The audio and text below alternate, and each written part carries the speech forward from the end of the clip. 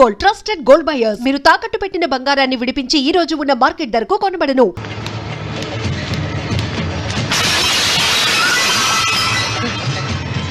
ఏమైంది?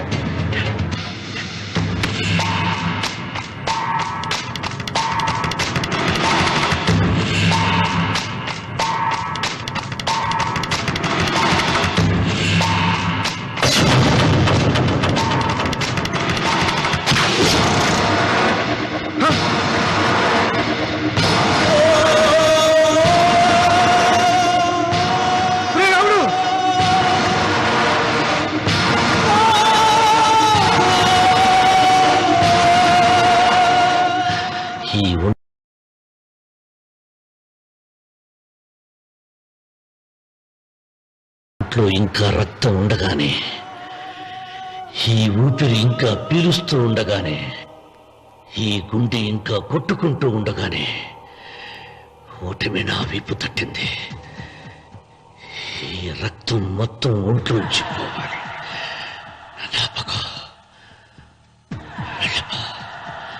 వెళ్ళిపో.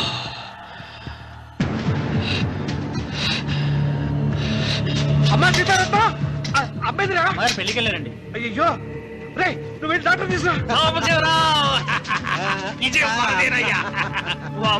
అయ్యో నీ బుర్రే బుర్రా.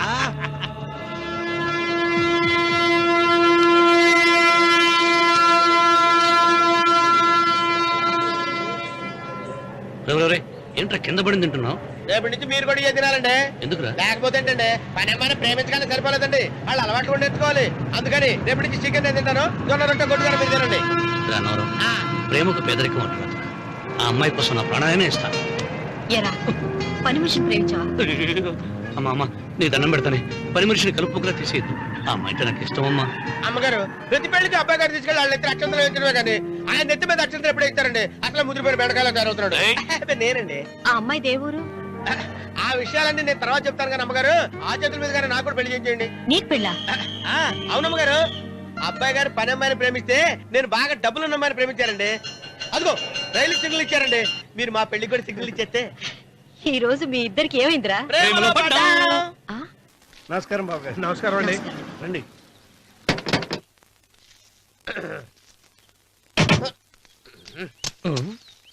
ఏంట్రా అన్నవరం పూజిచ్చి నిలబడ్డావు?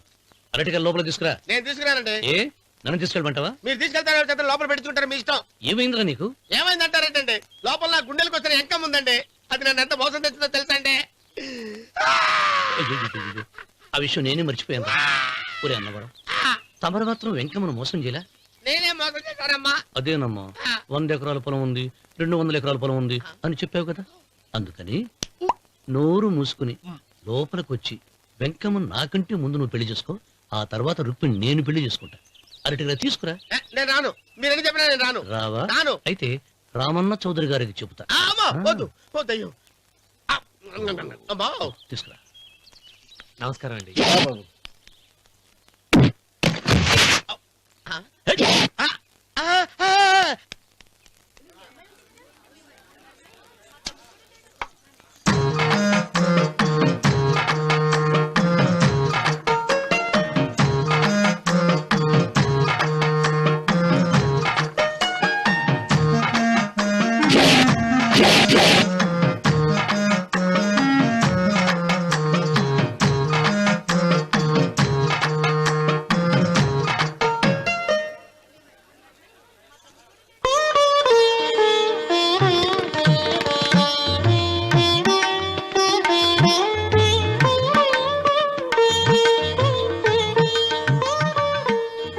పంతులు గారు, ఇప్పటికే ఆలస్యమైంది, త్వరగా జాతకాలు చూసి లగ్న పత్రికలు రాయించండి. నేను అదే కంగారు పడుతున్నానండి.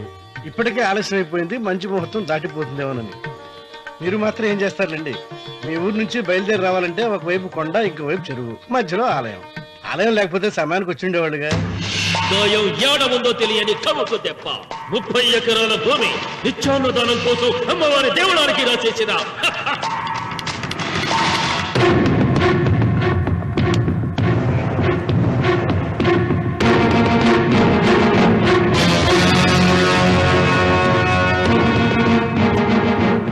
బావగారు ఏదో ఆలోచిస్తున్నారు. లాంఛనాలు ఏమన్నా కావాలంటే చెప్పమనండి. ఏమిట్రా ఇంకా ఆలోచిస్తున్నావు? రావుడు, వాళ్ళంతా కంగారు పడుతున్నారు. శుభం.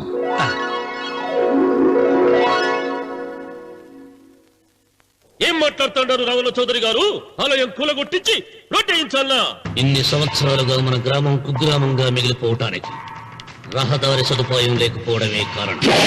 ఇదిగో 6 మైళ్ల పొడవున రోడ్డు వేయించడానికి ప్లాన్ సిద్ధం చేశాను. దీని మూలంగా నేను 120 ఎకరాల పొలాన్ని పోగొట్టుకుంటాను. అది సరేనండి, మరి ఆలయము? పదవిలో ఉన్న వాళ్ళు ఆలోచించవలసింది ఆలయాన్ని గురించి కాదు, ప్రజల శ్రేయస్సు గురించి. ఒక పక్క కొండ, ఇంకొక పక్క చెరువు, మధ్యలో ఆలయం. దాన్ని పడగొట్టకపోతే ఇంకో 6 మైళ్ల దూరం ఎక్కువ పెరుగుతుంది. అది అమ్మవారి ఆలయము. నోరు లేని అమ్మవారి కంటే నోరున్న జనం గొప్పవాడు. రోడ్డు లేకపోబట్టే ఈ పల్లెలోని పేద ప్రజలు పండించుకున్న కూరగాయలు పట్టణానికి తీసుకెళ్లలేకపోతున్నారు. వాళ్ళ బాగు కోసం రోడ్డు వేయించి తీరుతాను. దానికోసం ఏమైనా చేస్తాను. ఏం చౌదరి గారు, మీ ఇంటి మొగల శివలింగం ఆన్నే ఉండాలా? దానికి దినాము పూజలు పురస్కారాలు జరుగుతాండాలా? అమ్మవారి దేవాలయం మాత్రం కూలగొట్టాలనా? మీరు మీ ఇంటి ముందున్న శివలింగాన్ని పీకి పారేయండి, అప్పుడు ఆయన ఒప్పుకుంటాడు. నువ్వు ఈ మాటను అంగీకరిస్తున్నావా? ఒప్పుకోండి సాంబశివరావు గారు, ఈయన శివలింగం జోలికి ఏమాత్రం పోతాడో నేను చూస్తాను. కానీ ఏమి, ముందు శివలింగం పడగొట్టరి, ఎరుకొచ్చిరి ఆలయం గోడ మీద పలుకు వెయ్యరి.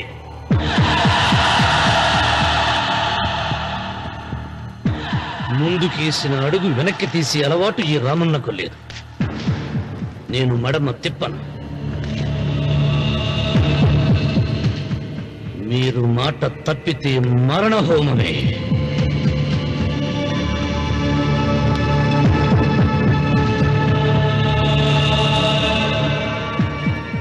ఊపు చూస్తా ఉంటే శివలింగాన్ని పీకి పారేసెట్టే ఉండాడే. అయితే సాంబశివరావు గారి 30 ఎకరాలకు ఎసరే. ఆ ఇంటి ముందుండేటిది మామూలు రాయి కాదయ్యా, మహిమగల శివలింగము. తరతరాలుగా వాళ్ళ వంశాన్ని కాపాడుతాడాడే దేవుడు. చెయ్యి వెయ్యని తెలుసది.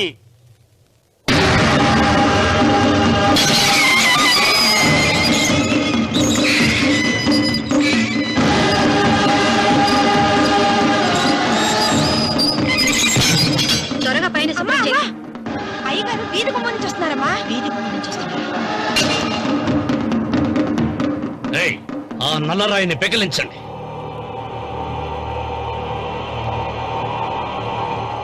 ఓ, మీరందరూ హిందువులు. మీకు కళ్ళు పోతాయి, మీ జీవితాలు కుళ్ళిపోతాయి అన్నారు. అయ్యా, ముస్లిం అయినా హిందూ అయినా దేవుడు దేవుడే. నేను ఈ పాపం చేయలేను. పాపం? దేవుడి ముందు చేతులు కట్టుకుని నిలబడటమే శాపం రా. నేనే పెకలిస్తాను.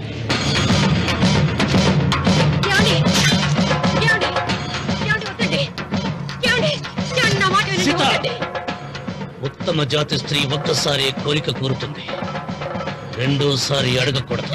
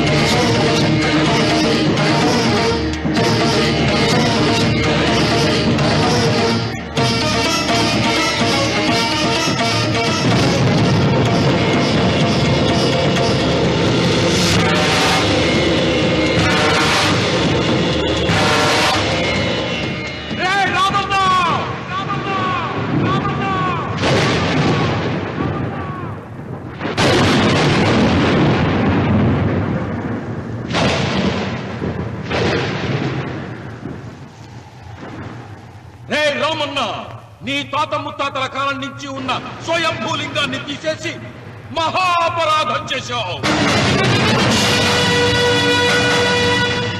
ఏ ఈశ్వరుడు నీ కుటుంబాన్ని వంశాన్ని 3 కళ్ళతో చల్లగా చూస్తున్నాడో ఆ శివుడికి నువ్వు కోపం తెప్పించావు. మాట వేయించడానికి నువ్వే వడివిరా, భగవంతుడే వేయిస్తాడు. అమ్మవారి ఆలయాన్ని నువ్వు తాకలేవు. మళ్ళీ శివరాత్రి నాటికి నీ స్వహస్తాలతో నువ్వు ఆ స్వయంభూలింగాన్ని తీసుకొచ్చి యథాస్థానంలో ప్రతిష్ఠించకపోతే నీ వంశం నిర్వంశమైపోతుంది.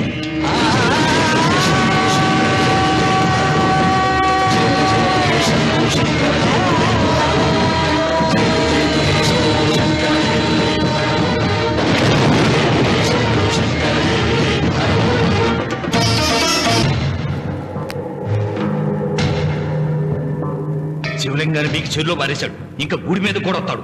ఎక్కడొస్తాడు? జటాధర స్వామి శపించాడు కదా, జారిపోయి ఉంటాడు. రామన్న మొండివాడు పాపారావు, శాపాలకు తాపాలకు లొంగిటోడు కాదు, వస్తాడు.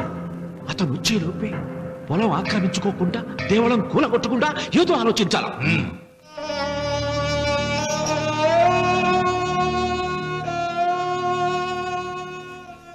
అన్నయ్య, ఆయనతో మాట్లాడే ధైర్యం నాకు లేదు. నువ్వైనా మాట్లాడి మళ్ళీ శివలింగాన్ని ఇక్కడ ప్రతిష్ఠించమని చెప్పు. వాడిని గురించి నాకంటే నీకే బాగా తెలుసమ్మా.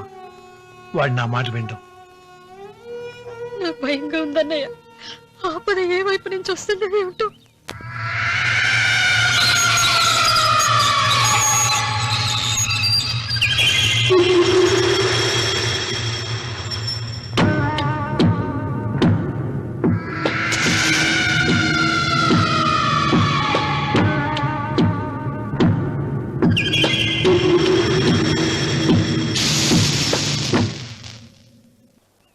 వాడనేది అరే ఏమిటై పని? మరి ఏం చేయమంటావు అమ్మా? నాన్నేమో ఆలయం పడగొట్టడానికి వెళ్తున్నారు. నా పెళ్లి అయిపోవటం ఖాయం. ఇంట్లో కూర్చొని నీకు వంట సాయం చేద్దామని వచ్చాను.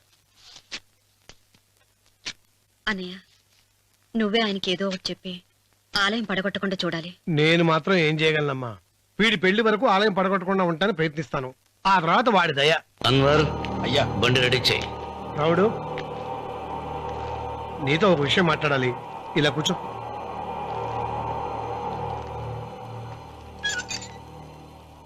ఆలయం విషయంలో నీ పంత మానుకోవా? నిన్న జరిగింది మరచిపోను, నేడు జరగాల్సింది వాయిదా వేయను, రేపు జరగబోయే దాన్ని గురించి ఆలోచించను. ఆలయాన్ని ఈ రోజే పడగొట్టిస్తాను. నీకు కావాల్సింది పొలం కదా, ఆలయం జోలికి ఎందుకు వెళ్ళటం? ఆ పొలం నాకు దక్కకుండా అడ్డుపడింది అమ్మవారి ఆలయమేగా. ఆలయాన్ని పడగొడితే ఆ పొలం నీదవుతుందా? అవుతుంది. ఆ సాంబశివరావు పొలాన్ని రాసింది ఆలయానికేగా. ముందు ఆలయాన్ని పడగొట్టించి ఆలయమే లేదు కాబట్టి ఇక పొలం ఎందుకని ప్రశ్నించి అప్పుడు నా స్వాధీనం చేసుకుంటాను. కొడుకు పెళ్లికి తాంబూలాలు పుచ్చుకున్నావురా, 3 ముళ్ళు వేయించకుండా ఆలయం పడగొట్టాలని బయలుదేరుతున్నావు. ఇది ఏమన్నా ధర్మంగా ఉందా?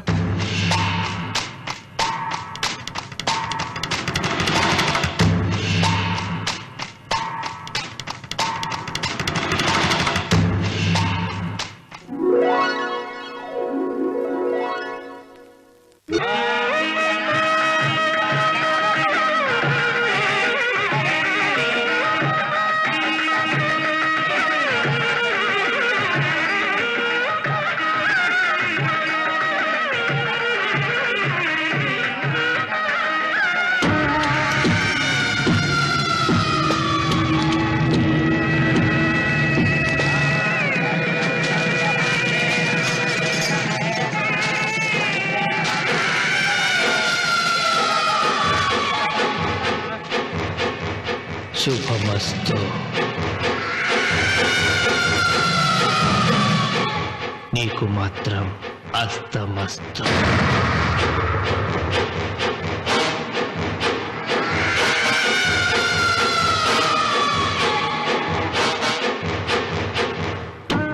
పెళ్లి కూతురు కంటే నువ్వే అందంగా ఉన్నావు.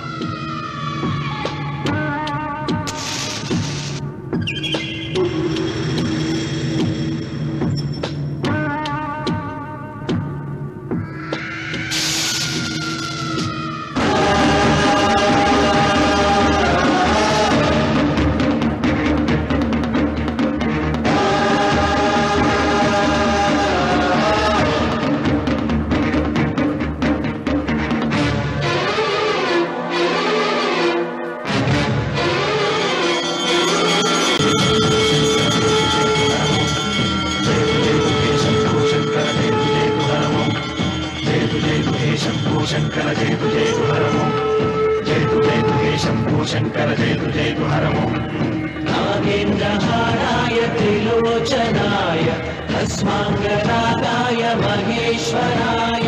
నాగేంద్రహారాయ త్రిలోచనాయ తస్మాంగరాగాయ మహేశ్వరాయ. నిత్యాయ శుద్ధాయ దిగంబరాయ తస్మై నకారాయ నమః శివాయ. శంభో శంకర జయ జయ హరమో. జయ జయ శంభో శంకర జయ జయ హరమో. జయ జయ శంభో శంకర జయ జయ హరమో. ఇదిగో లోకేశ్వరరావు, అయ్యా రేపు అన్నయ్య పుట్టినరోజు కదా, ఎవరైనా కొత్తగా పెళ్లి చేసుకున్న జంటలున్నారేమో చూడు. అలాగే. ఆగండి ఆగండి, నేను చెప్పేది వినండి.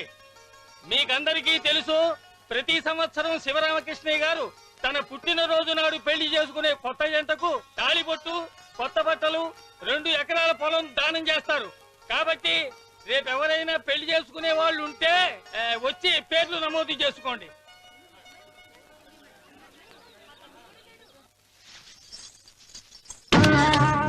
పర్వాలేదులే, భగవంతుడు చల్లగా చూసుంటే శోభనం గదిలో నీ కొంగుముడి విప్పాల్సిన వాణ్ణి. డబ్బుందని రామనని పెళ్లి చేసుకున్నావు కదా. భిక్షపతి, నేను నీ వదిన్ని. కళ్ళు పోతాయా? పోనీ, నిన్ను అనుభవించాక కళ్ళేమిటి, ప్రాణం పోయినా పర్వాలేదు. నోర్మి. ఏంట్రా, ఏం చేస్తున్నావు ఇక్కడ? ఏం లేదు నాన్న, పాలేమన్నా ఉంటే ఒక బిందెడివ్వు, నేను కూడా శివలింగం మీద పోస్తాను అంటే నోర్మి అంటుంది. మూసా పోస్తాను వదినా. ఏమా, వాడేమన్నా వాగాడా?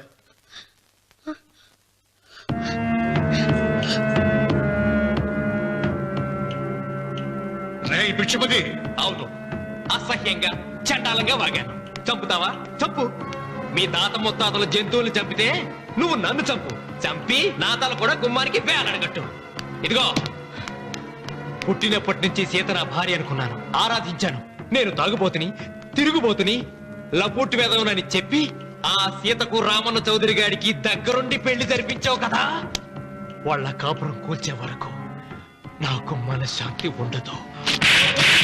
సీతని కట్టబెడితే పీటల మీద విషం దాకా చచ్చిపోతుందని బంగారు లాంటి రామునికిచ్చి పెళ్లి చేయించానురా. వెంటనే నీ పద్ధతి మార్చుకోకపోతే నువ్వు తినే అన్నంలో విషం కలిపి చంపేస్తాను వెధవా. వద్దు నాన్న, వద్దు. ఈ చెంప దెబ్బ ఎప్పుడో కొట్టుంటే బాగుపడి ఉండేవాడిని. నాన్న, నీ మీదొట్టు, ఇంకెప్పుడు తప్పు చెయ్యను నాన్న, తప్పు చెయ్యను. నన్ను క్షమించు నాన్న. ఏర్పాట్లన్నీ పూర్తయ్యాయా? అది ఏమైంది లోకేశ్వరరావు? 50 జంటలు నమోదు చేయించుకున్నారండి. అందులో 30 జంటలకి దానం చేయడానికి మాత్రమే మన దగ్గర భూమి మిగిలి ఉంది.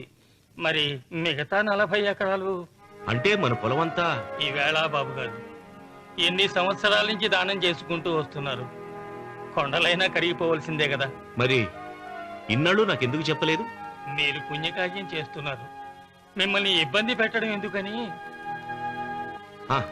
రామన్న పేరుతో 2000 ఎకరాలు ఉండాలిగా, అందులోంచి రాసేవాడిని. అందులో మిగిలిన 60 ఎకరాలే ఇప్పుడు రాశానండి. ఆయన పేరు మీద గజం భూమి కూడా మిగలలేదు. రేపు శుభకార్యం ఆకూడదయ్యా. నూతన దంపతులు నా ఇంటి దగ్గర నుంచి నిరాశగా తిరిగి వెళ్ళకూడదు. నాతోరా జగన్నాథం. అన్నయ్య, నువ్వు ఈ సాయం చేస్తే నా పరువు కాపాడిన వాడివవుతావు. 40 ఎకరాలే కాదు, నా యావదాస్తి మొత్తం నాకు ఇస్తాను, నా ప్రాణాలను ఇస్తాను. లోకేశ్వరం నా కాగితాలు.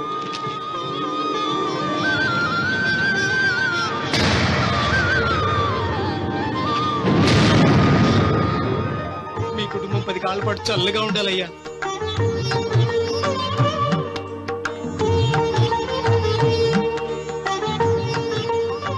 నీ పొలం వాయన దానం చేస్తాడు, పేరు తెచ్చుకుంటాడు.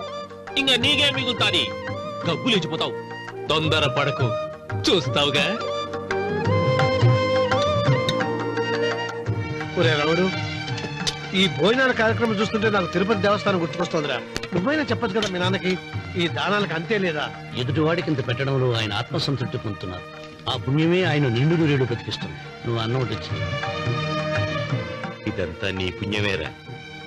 అంత మాటలు కదా. హర హర మహదేవ్ శంభో శంకర. ఓం నమః శివాయ. పెదనాన్న, ఏం బాబు? పెదనాన్న, నాన్న ఏమిట్రా? నాన్న నోరు. ఏమిటో చెప్పరా. మా నాన్న నోరు తెరిచి నిన్ను అడగలేక నాకు దస్తావేజీలు ఇచ్చి పంపించాడు. దేనికి? మీరు మా దగ్గర తీసుకున్న పొలానికి గాను రుణపత్రం రాయించుకు రమ్మన్నాడు.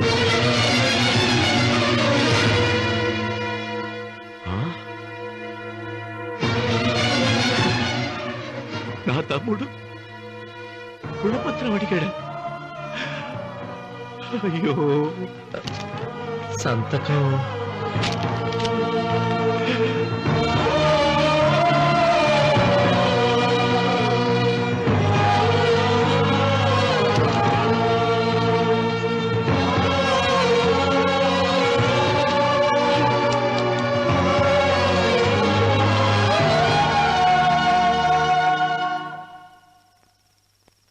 ఏంట్రా తినవేంటి?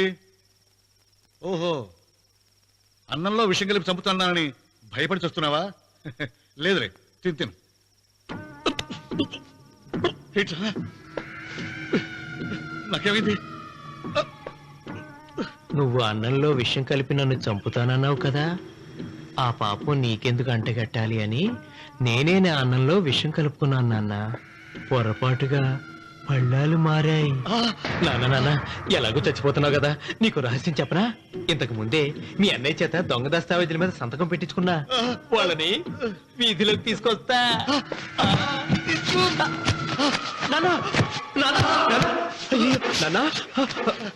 ఈ రేతో నీకు చెప్పాక నేను ఎందుకు బతునిస్తాను?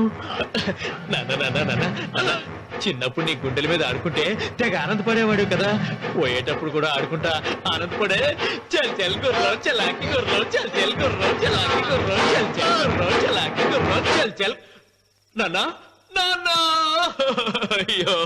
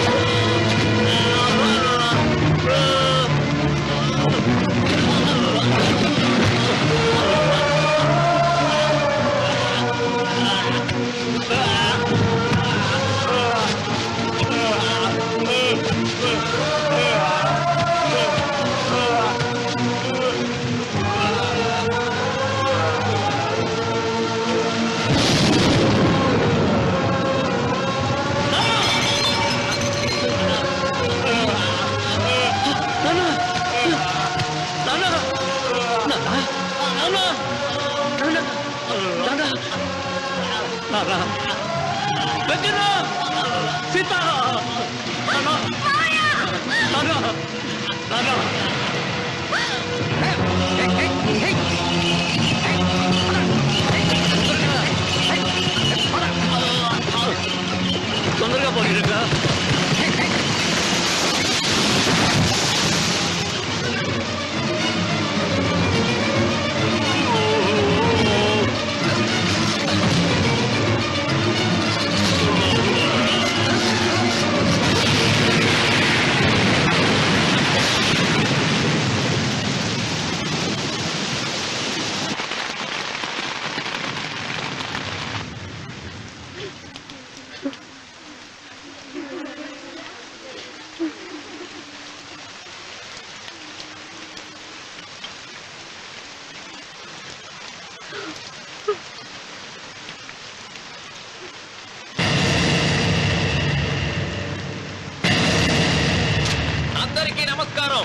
ఇది మా పెదనాన్న సంతకం పెట్టిన దస్తావేజు. అక్కడ మా నాన్న లేడు, ఇక్కడ మా పెదనాన్న లేడు. కానీ మా పెదనాన్న మా నాన్న దగ్గర 50 లక్షల డబ్బు 40 ఎకరాల పొలం తీసుకున్నాడు. ఏ లోకేశ్వరరావు చెప్పు. అవునండి, నేను సాక్షి సంతకం చేశాను. ఈ అప్పు ఎలా తీరుతుందో ఆ ధర్మాత్ముడి శవం అక్కడి నుంచి తీసేలోపు చెప్తే బాగుంటుంది. భిక్షపతి మతుందా నీకు? ఇదేనా అడిగే సమయం? ఆయన తగలబడిపోతే ఆయనతో పాటు ఈ నిజం తగలబడిపోతుంది. మా అన్నయ్య ఆ ధర్మాత్ముడు రక్తం పంచుకు పుట్టాడు. ఏమయ్యా లోకేశ్వరరావు, మా అన్నయ్యకి మిగిలిన ఆస్తి ఏమిటి? ఈ ఇల్లు తప్ప ఏమీ మిగలలేదండి. సరే, 40 ఎకరాల కింద ఈ ఇల్లు పెట్టుకుంటాను. మిగతా 50 లక్షలు ఎలా ఇస్తావన్నయ్యా? ఏంటో నువ్వు మాట్లాడేది? మా రావుని ఒట్టి చేతులతో నడి రోడ్డు మీద నిలబెడతావా? సరే, డబ్బు వద్దు, పొలం వద్దు, ఒక్కటిస్తే చాలు. ఏంటది? అది సీత దగ్గరుంది. అది ఇస్తే 50 లక్షల బాకీ రద్దు చేసుకుంటా. సీతారత్నం పుట్టింటి వాళ్ళు పెట్టిన 7 వారాల నగలున్నాయి. అవన్నీ నాకు ఇచ్చేస్తే నేను సరిపెట్టుకుంటాను.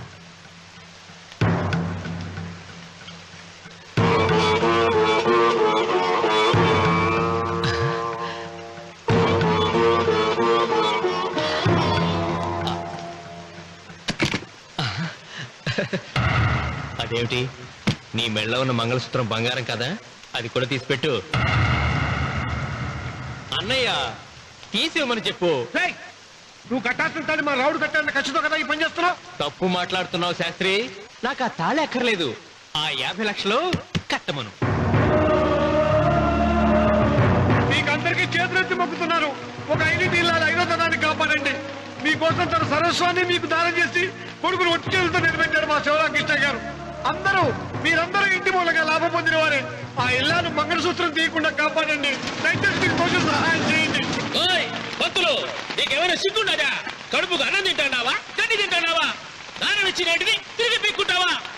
నీ అమ్మాల కలుగాల పెట్ట. ఊరికేనే ఇచ్చాడా? పుణ్యం కోసం ఇచ్చాడు. చచ్చాక తిరిగి ఇవ్వమంటే ఎలాగండి? ఎవడు దానం చేయమన్నాడండి? ఒళ్ళు కొవ్వెక్కి దానం చేశాడు. అన్నం పెట్టి తిన్నది కక్కమంటే ఎలాగండి? సోము తమ్ముడిది సోకేవా అన్నగారు అనుభవించారన్నమాట. ఏమైనా నిలబడి చూస్తాడారు సిగ్గు లేకుండా. ఈయనే ఉంటే మన గుండె అని విక్కుంటారు, మనం వచ్చే పట్టుకొని అడుగు తినాలి.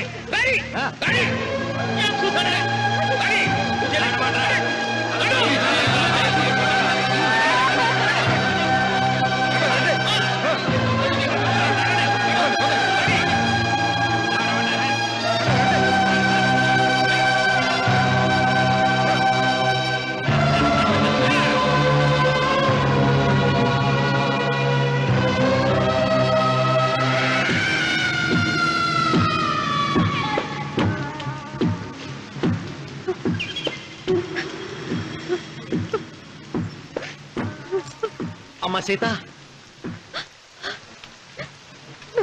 భిక్షపతి, మా వియ్యంకుడు బాకీ ఉన్న 50 లక్షల డబ్బు 40 ఎకరాల పొలం నీకు నేనిస్తాను, సరేనా? సరే,